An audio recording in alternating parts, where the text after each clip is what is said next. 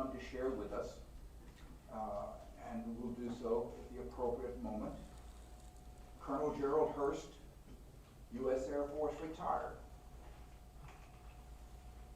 An amazing career, degree from NC State, entered the Air Force in 1956, flew single-engine jets all over the place, all over the world and this country, and flew 91 combat missions in the F-105 jet fighter in the Vietnam conflict. During that conflict, on his 38th mission, he was shot down, ejected successfully, picked up by helicopter, retired after 26 years in the service. Returning to Jacksonville, he started and ran a successful construction and land development business. In '84, he was elected to the NC House of Representatives, served a 2-year term for Onslow and Carteret counties. Gerald was fortunate to fly his own personal aircraft up until 2020, and he and Amelia and their family, many of whom are here this morning, divide their time between Jacksonville and their Figure 8 Island home. We are fortunate to have you actually come back to be with us once again, and we look forward to your sharing the story of your life and your service and your faith. In addition, next Sunday, the Reverend since we have a full bird colonel in the house speaking to us today, I thought it might be appropriate to play On Eagle's Wings.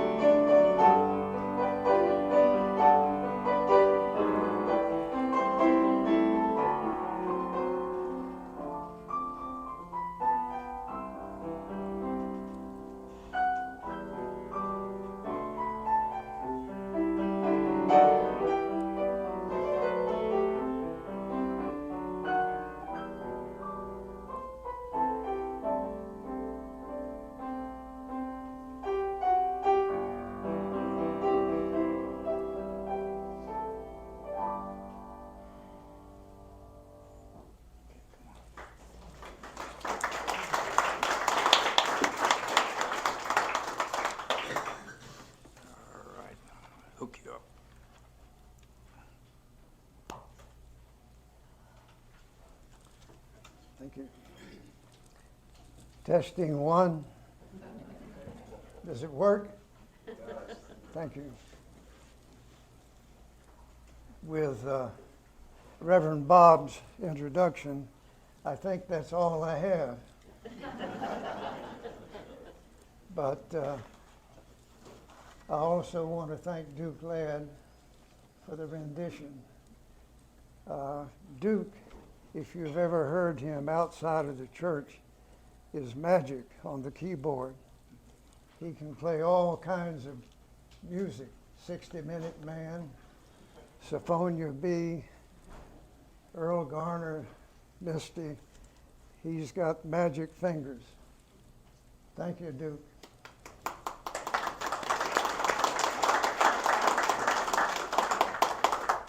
Good morning. Nice to see you. See so many smiling faces at beautiful Figure 8 Island. We are all indeed blessed.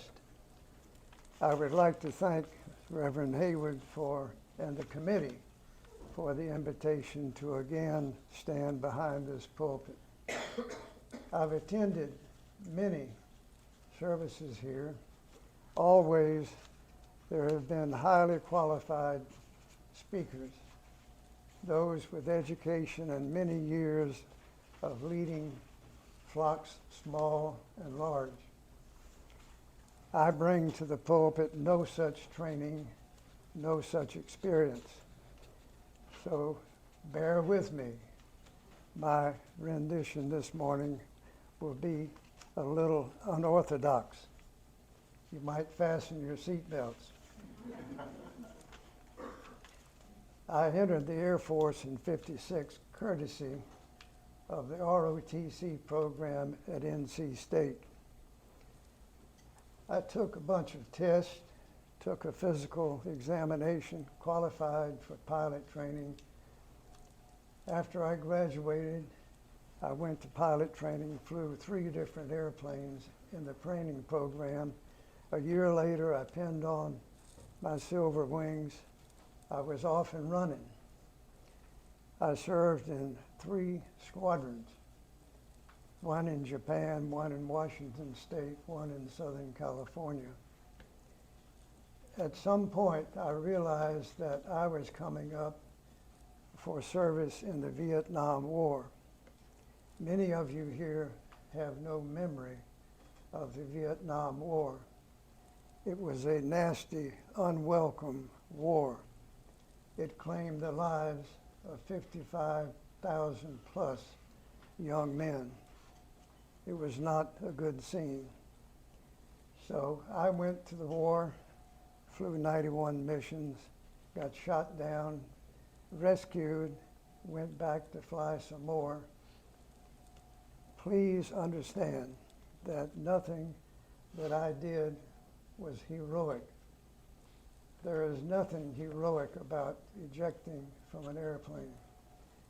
There is nothing heroic about going into combat. It may take a little courage or maybe a degree of stupidity, but nothing heroic. You might do something once you're there, but I didn't do anything heroic. So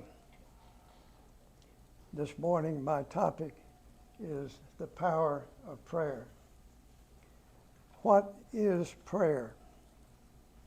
Simply put, it's our attempt to communicate directly with God. We utter a few words, and somehow we expect those words to fly out into space, find their way into heaven, and fall on the ears of God. And we sit back and wait for the results. Do the prayers ever get answered? Yes, no, maybe, sometimes. Regardless, I stand here today. I believe in the power of prayer. As far back as I can remember, I have said a nightly prayer, asking for forgiveness, asking for guidance, and asking for good health and life.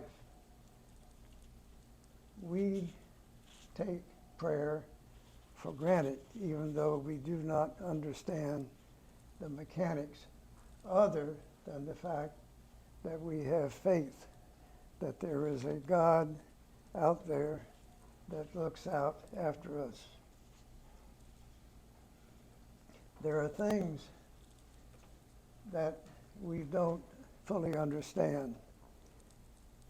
Our earth is a ball of matter that hangs in space. It's a miracle It's just the right distance from the sun. 1% or so closer to the sun, it would be too hot to support life. 1% or so further away, it would be too cold. So it's there, it's been there for eons. Our Earth rotates on an invisible axis. What power causes it to rotate? And what power causes it to rotate at a constant speed so that each day transpires, the sun comes up, the sun goes down? It's pretty amazing. The Earth has done that for eons. Again, what energy is available for Earth to do those? Our sun, we call it a star. But what is the sun? It's the same sun that shined when the forefathers wrote the Declaration of Independence. It was the same sun that was shining when Christ was born and crucified. It was the same sun when King Tut was laid to rest in the Valley of the Kings in 1333 BC, 3,500 years ago. It was the same sun that powered the dinosaurs, the same sun that was there for 20 million years when the Grand Canyon was eroded. But what is it? What can burn hundreds of years, eons, and not consume itself and not burn up?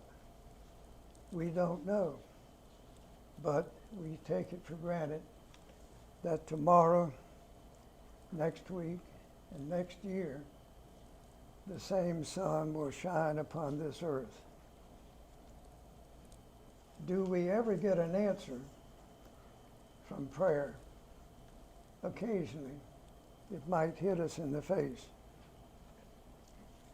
Years ago, I had friends that lived in Pine Knoll Shores, 4 islands north of us. John and Marie Lambert were good church-going folks. They had a daughter named Renee. Renee, in her second year of college, came down with severe headaches. Medical examination with a neurosurgeon showed that she had a serious brain tumor, cancerous, with tentacles that went out.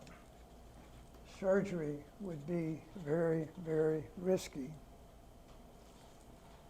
They chose surgery because it was the only avenue. She was going to pass away within 6 months. So John and Marie went to their pastor, a little church at Salter Path, and asked the pastor to pray. On the Sunday before the surgery, the pastor called the Lambert family down front, asked them to kneel. He called the choir down front. He called the entire congregation down front. He asked everyone to pray. He asked everyone to focus on his words. He laid his hand on Renee's head and went to the Lord in prayer. He finished up, amen. Everybody returned to their seats. The next week, Renee was on the table with the surgeon. He went in, and to his surprise, there was not a complex tumor. It was now small, encapsulated, meaning that it was in a small sac. It was easily removed without damage to the brain. Renee went through post-op treatment. Life went on. Some years later, the family moved to Pine Bluff, North Carolina, 5 years ago, John Lambert passed away. My wife and I went to the funeral. Attending her father's funeral was Renee, now an adult woman, married with 2 children of her own. If you were to ask the Lambert family about the power of prayer, what do you suppose their answer would be? In 1969, I was primed for a tour in Vietnam. I was worried about what kind of aircraft I might fly. I did not want to fly B-52s, KC-135 tankers. I didn't want to fly helicopters. I didn't even want to fly the famous F-4. It had 2 seats. I never liked anybody sitting behind me. So I flew to Headquarters Air Force, went to the assignments branch, and talked to the big sergeant in charge. I told him, I said, I want to fly the F-105. He said, well, sir, we've got you down for F-4s. I said, don't want the F-4. He took his pen, struck out F-4, and wrote F-105. What I did not know at the time was that the 105 was taking the lion's share of casualties in the war. In fact, the Air Force bought 830 F-105s. It was an aircraft designed specifically to carry a single nuclear bomb into Russia, should Russia attack the United States. But during the Vietnam 9 years that it was used, 383 F-105s were lost in combat. And sadly, very sadly, 156 F-105 pilots died. They were young men, just like me, 25, 28, 30, 32, maybe 35 years old. A sad, sad record. Anyway, a couple of months later, I received orders. I moved the family to Kansas, went through 4 months of checkout in the 105, located my family to Canton, Connecticut, kissed everybody goodbye, and flew off to Thailand. I stopped for about 10 days in the Philippines to go to jungle survival school. They called it Snake School, and it was aptly named, trust me. You go into the jungle, all kinds of critters. But anyway, I graduated, went to Tockley, reported in, and on the 4th day, I was on my first combat mission. The typical mission was flown with a flight of 4 F-105s. We would take off in 15-second intervals, form up, fly north, find a KC-135 tanker, get on the refueling boom, top off our tanks, and then head east to the target. On my first mission, you can imagine that I was somewhat anxious. So after I got off the tanker, I thought for a minute, and I said, maybe I ought to say a short prayer. So I did, 6 words. Dear God, please be with me. Somehow I felt a little more comfortable. So I was to go on and fly 91 missions. On each one of those missions, after getting off the tanker, I would repeat that simple little 6-word prayer.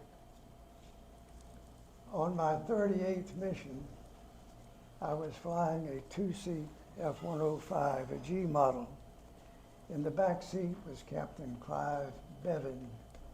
He was an electronic warfare officer, had all kinds of fancy equipment to find the surface-to-air missile sites and hopefully repel some of those missiles. Anyway, on the third pass over the target, I commented to Clive. I said, Clive, we have another mission made if this bastard doesn't fall out of the sky. Honestly, within 20 seconds, an amber warning light came on the instrument panel. It said oil pressure. I glanced at the oil pressure gauge and it was dancing wildly. I watched it as it settled on 0. A jet engine with no oil can be counted on to seize up in 15 seconds, 30, maybe a minute. Seldom would it run past a minute. Somehow my engine kept running. So I brought the engine out of afterburner, pulled the power back to 93%, and concentrated on not putting any stress on the airframe. I climbed to 23,000 feet, declared an emergency, and headed for Udorn, the closest base. My call sign that day was Bucket 3. My wingman, Will Snell, was Bucket 4. So Will joined up on my wing and was following me to Udorn. As I approached Udorn, I had to descend. So I started down. The airspeed picked up to over 450 knots. I had to slow down. So I pulled the power back to idle slowly, extended the speed brakes, and started down. Almost immediately, I heard the engine start to seize up. It was a bad day at Black Rock, to say the least. So I told Clyde, I said, be ready, we're going to have to eject. Well, in the meantime, Will had noticed the airplane torching, and he called me on the radio and said, it's torching, meaning that he was seeing fire coming out of the airplane. He then said, do you have a fire warning light? I did. And I told him, I said, yes, we're going to have to get out. And he says, don't forget to pull the nose up. And I was already pulling the nose up to slow down. You don't want to go out 450, 500 knots. You can break arms, legs, dislocate shoulders. Not a good thing. When the airspeed dropped to 250 knots, I ordered Clive to eject. He didn't go. I again ordered him. He still did not go. The third time I put some very unreligious emphasis. Can't repeat it here. But he finally went. I could hear it, bang. By now the cockpit was filling with smoke. It was time to be out of there. Had the fire reached the fuel tanks, we would have been an exploding fireball. So I braced myself. I took time to say my little 6-word prayer. Dear God, please be with me. I pulled the ejection handles. I can still see the airplane profile, the wings and the cockpit going away. I can feel my flight suit flapping in the wind. I can feel the shock of the parachute opening. Trust me, it's a pleasant sight when you see a parachute above you. So I landed in a bad area, broke my right ankle, and I had sustained an injury to my throat. But amazingly, within 15 minutes, there was a helicopter right above me, rescued me and carried me to the hospital at Udorn. Another helicopter picked up Clive, and strangely, Clive got on the ground unhurt. And then the intercom went out between the hoist operator and the pilot. So they were trying to use hand signals. And they drug poor Clive through the top of a tree. And his face was all scratched up, and his hands. And he says, "Damn, I got on the ground unhurt, and then they drugged me through the damn trees." But for the rest of the tour, I would be at the bar, and Clive would come up. He'd put his arm around my shoulder, and he would say, "Jerry, thank you." I'd say, "Thank you for what?" He said, "Just thank you." I think Clive was a little clanked up about vacating the warm comfort of a cockpit. But had he not left, it was going to get warmer, trust me. So I'm losing my place. So anyway, I had a full-length cast on my right leg, non-walking, kind of miserable in Thailand when the temperature was always 95 or 100 degrees with high humidity. But 6 weeks later, I shucked the cast, had 3 weeks of rehab, and then I went back and flew 53 more missions. Ejections were not always safe. In fact, statistically, only 80% were successful. I had 6 friends, 6 good friends, that died because the ejection system failed. Even on a successful ejection, you might suffer a broken arm or a leg. It was not a good experience. That seat was designed to put you 400 feet in the air in 3.5 seconds with a fully deployed parachute. It was capable of you sitting on the runway and successfully ejecting. But to do so, it hit you with 12 G's in the fanny. That's a lot of G's. So anyway, it was not always a sure thing.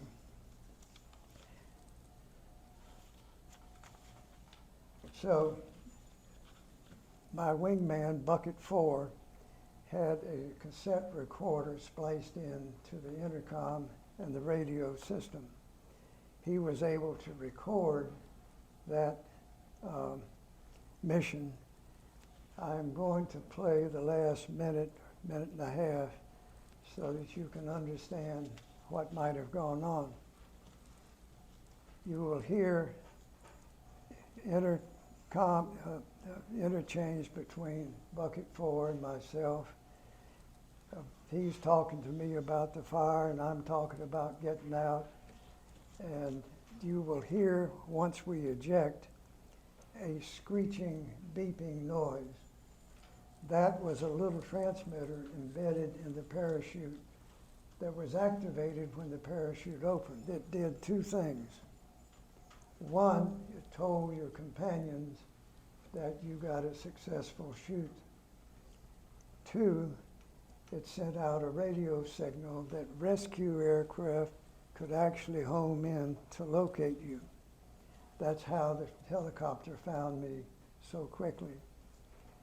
So I'm going to ask my chief engineer and my son-in-law, Rod, to come up and play that short recording.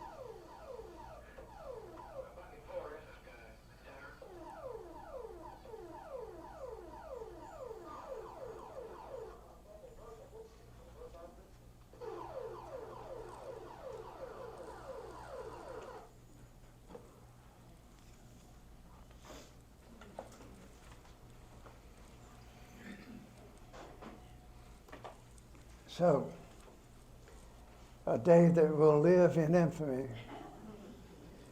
I was blessed, more than blessed.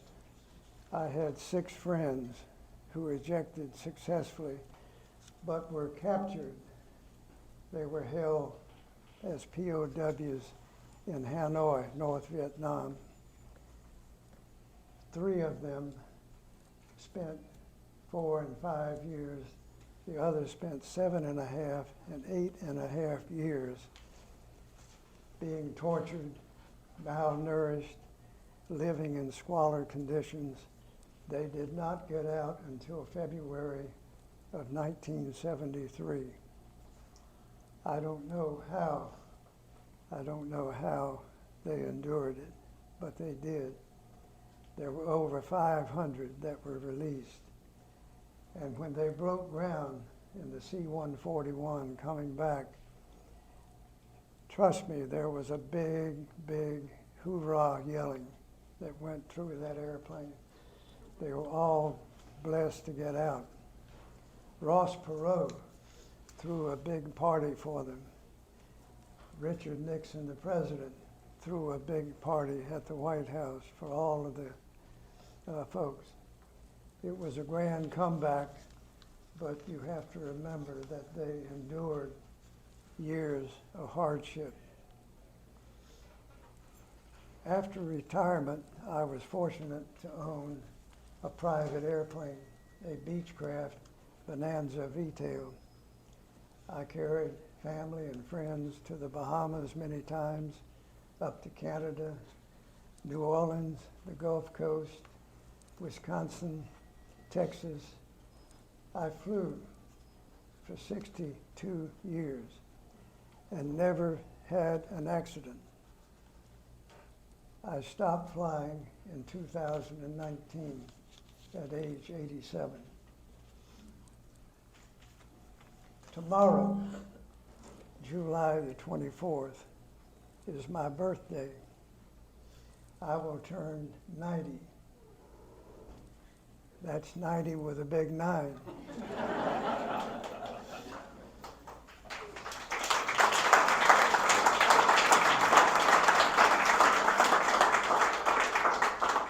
No presents, please.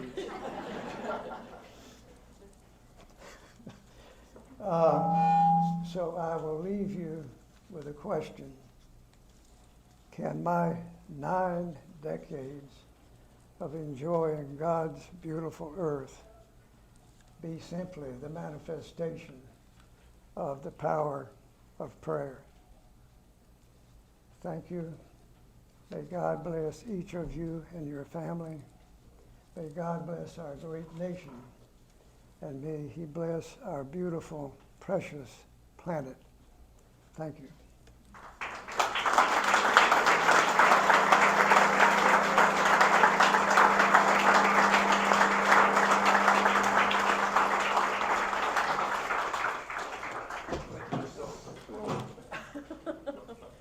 Got it?